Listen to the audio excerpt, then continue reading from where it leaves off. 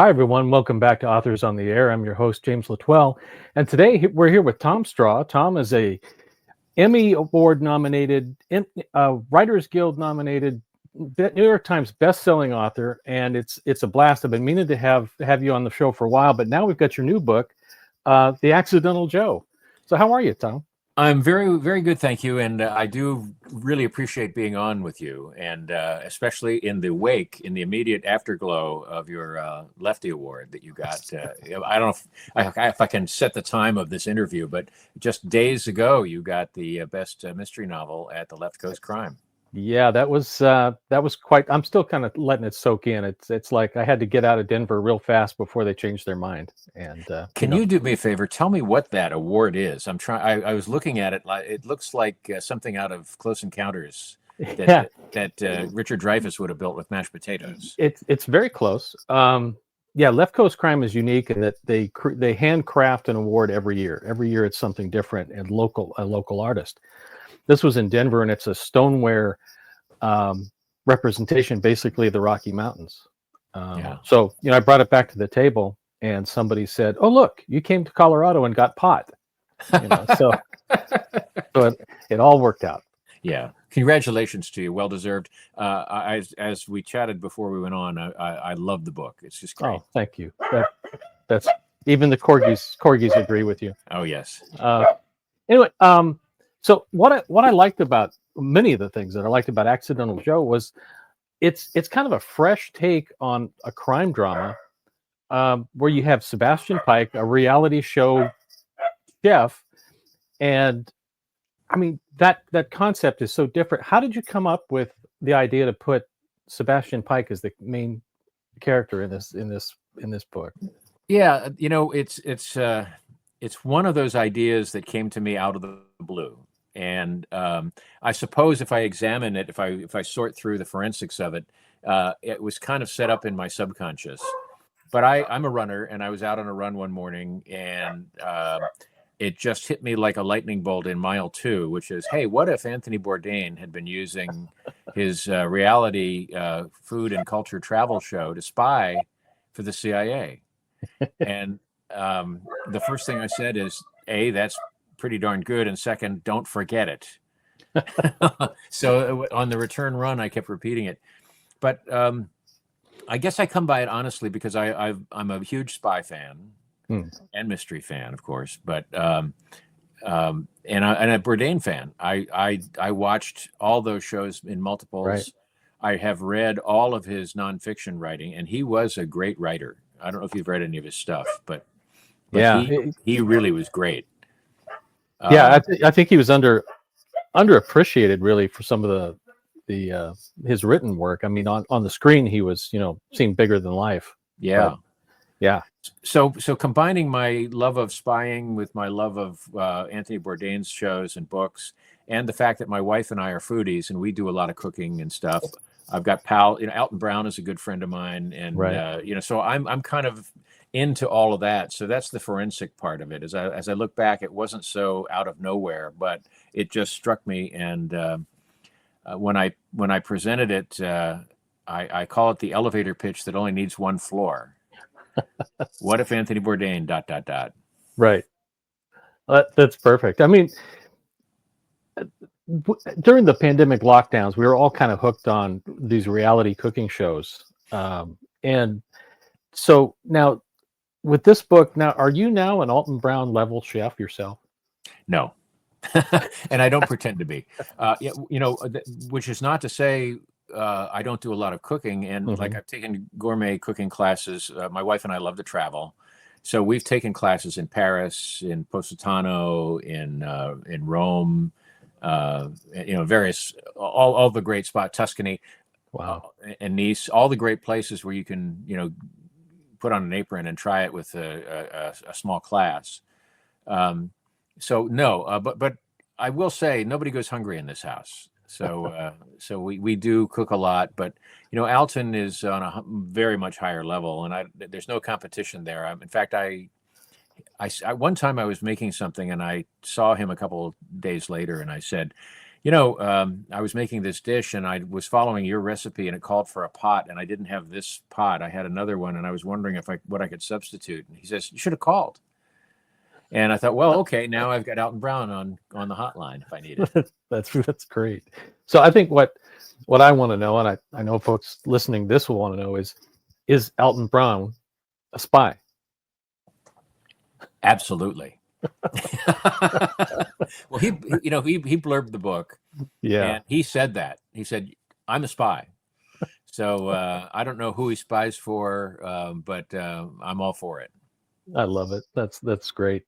Now, do you think this might be the beginning of a new subgenre of, culinary espionage out there? Because it's just so refreshing and different.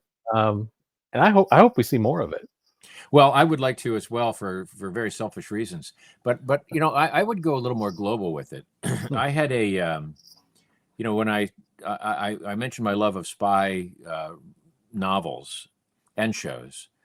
I gravitate more to the Jean le Carré and the Graham Greens simply because they are so human, which is another thing I loved about your book. You humanized everything that was going on. And that's really what I'm trying to do with this is make it so that it's accessible. It's not the sort of plot, tension. Right. I want people to hurt. I want people to be sad. I want them to crack jokes. I want them to be like real people are. I'm fortunate in that Hollywood has optioned the book. Yeah. And we're going to be pitching it actually in the next week or two.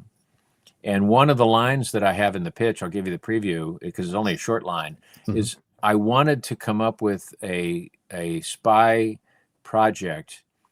Musically, I would compare it to a major key instead of a minor key.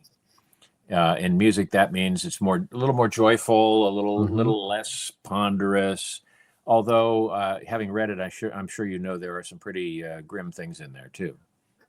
Grim things, but I think you have a knack of weaving dark humor into this story throughout, and that's a fine line to balance. And I think you really pulled it off, where you don't take away from the page-turning plot that you've got going on in The Accidental Joe, but just with Sebastian and some of his dark humor. I mean, there are some laugh out loud moments in this book. Thank you. I'm glad you had that response. It's a very fine line, and I can't really, all I can say is when I was on a show called Nurse Jackie. I was the head writer and executive producer of that show for its final 3 seasons. And each year at the beginning of the year, I would sit with the writers in the writer's room and I would say, because it was characterized as a comedy, it was really a dramedy, but I would say to the staff, always remember that comedy and drama need to be good roommates. You can't crack a joke in the middle of a horrible moment. You can't diffuse, and likewise, you can't introduce something extremely horrible into what's supposed to be a lighter moment. My goal in the book was take their breath away and then give them some humor so they can breathe and catch their breath again, and then bring it back. Yeah, I mean that's a real skill. And how did your career as a TV, producer and writer help you get to that balance? Because there's some dark magic that goes on in what you were able to pull off. How did you do that? Well, I think a lot of it is just I have 2 brains. You know what I mean? It's like comedy and drama have there's the twin masks. There's comedy and tragedy. I have all my career written sitcoms. I have written, I did sketch comedy on the Late Late Show and monologues for Craig Ferguson and things like that. So comedy has always been in me to do. Even when I was a disc jockey, I did it. Yeah. But in my off hours, I was always watching, Tinker Tailor, Soldier Spy, or, my favorite, A Perfect Spy, if you know that book by John le Carré, one of the best, forget spy books, one of the best novels ever written. So my interest always leaned into I Spy, always leaned into the Bond films, not all of them, but the good ones. And so I always had this operating inside me, and I wanted an outlet. I also watched cop shows. You know, I loved Hill Street. I loved NYPD Blue. You know, all the good ones, The Wire. And now there's a show that had some humor in it. It was very dark, very tense. Right. But people were being people. And that's the key for me, is that how would I react if I were Sebastian Pike in this moment? And I saw something that I want to make a little aside and break the tension. No, I love that. Now, so your background as a television writer, how does that help or get in the way of, you know, writing long form fiction? I think it helped me and has helped, and hopefully still is. You know, what TV taught me, you know, because it's a stern taskmaster. You know, you have to deliver. I mean, there's no writer's block in television. I mean, those pages have to be on the stage at 10 o'clock the next morning, and so there's no excuses. You got to deliver. So that taught me the discipline of keeping productive. It taught me, very importantly, about character, because comedies particularly are not about plot. They're about developing characters whose reactions make you laugh or cry, depending. Right. But it also really helped me with structure. It helped me recognize, and I don't follow a template. I don't follow that closely. As you know, you have people like Jeffrey Deaver who do 140-page outlines. Right. And I try to be a pantser sometimes, but I always end up going back to an outline. Yeah. But what I do, and what I did in The Accidental Joe, is I did structure it like a screenplay. I didn't write it like a screenplay, although I hope it's visual. But I did, as you did in Served Cold, is end a chapter with something that's going to make you turn a page. Same translates to television. If you're going to end a scene, make the viewer really want to see what happens next. Yeah. And so I think that's probably those are the three elements I think television really did for me. Jokes aside, notice I didn't mention the jokes, because the best jokes come out of character and situation. Yeah, true, very true. Now, people might not know that you also had, you know, a long career with Richard Castle, and this part always just tickles me, that Richard Castle received the Nom de Plume Society's prestigious Tom Straw Award for a literary mystery. That just always gets to me. So congratulations on your literary foundation that you've established. Thank you. Well, you know, that was not my doing, but I'll take it. It was a gift from the executive producer, creator of Castle, Andrew Marlowe, who remains a good friend of mine. We met when I started doing the books. Yeah. And I agreed to do it as a ghostwriting job. And this was his way of sneaking in an acknowledgement to get me at least on the flap jacket, if not in the book. Right. No, and I'm forever grateful. Yeah. And it was a very fun series of books to read. I mean, I enjoyed the hell out of them. So it was, you know, they were a blast to write. It was, I mean, we always kind of like the most recent one we've done, but I look back on those 7 books that I did, and, you know, they're written under great deadline pressure. I bet. Especially the first one. But I loved it. I loved the show. That helped. And I watched every episode at home with a notepad and a pencil, never stealing their plots, because that was part of the agreement, is that I would, when Andrew and I first met and talked about doing the books, I said, I really don't want to do novelizations of what you've already written. I want to come up with my own stuff based on your characters. And he said, that's great. But I did take notes watching the show, because I slipped in little Easter eggs, and the audience really appreciated that, and the readers. They did, and I think there was one episode where the characters in the show were like quoting from a specific page in your book. Yes. And yeah, so I was that was always great. And by the way, it didn't hurt sales. No, I bet it didn't. And I was lucky enough. I had a really brief non-speaking cameo in one of the episodes. They thought it would be fun to have me at the launch party for the first book, Heat Wave. So I had like a 10-second scene with Nathan Fillion at the party. Right. By the way, he's a great guy. That's neat. That's good to hear. No, that's amazing. So what's next for you, Tom? What's coming up next for you? Well, as I sort of hinted, I'm pitching to hopefully sell this for as a TV series. Yeah. We're it's with a major studio, and they, for some reason, all their own, they don't want them mentioning it. Maybe they're embarrassed of the accidental show. I don't know. But so we're pitching it as a 8 to 10 episode season. So the book would be the first season, and then sequel stories would be another 8 to 10 episodes. I do have in mind a sequel to this because I loved writing it so much. Yeah. But additionally, as I speak to you, I'm 48,000 words into a standalone that I've come up with, which is another spy book. I don't know. I've transitioned. You know, I've gone away from the police procedural. Yeah.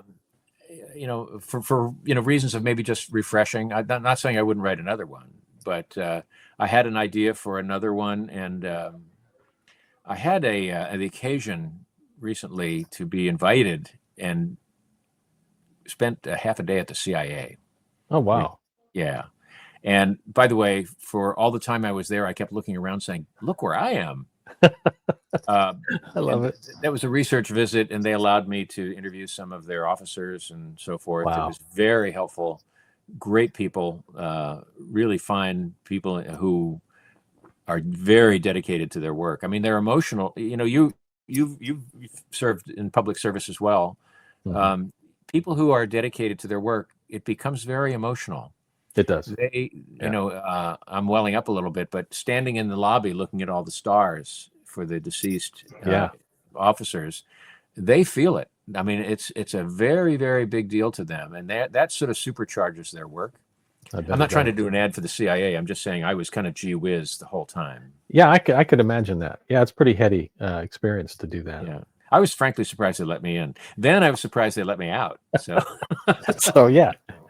We'll finish up with something we call 3 quick hits, and that's I want to put you in Sebastian's headspace, and I'll just ask you 3 quick questions. Sure. So, what's Sebastian's favorite drink or cocktail? What does he like to drink? He likes a Negroni.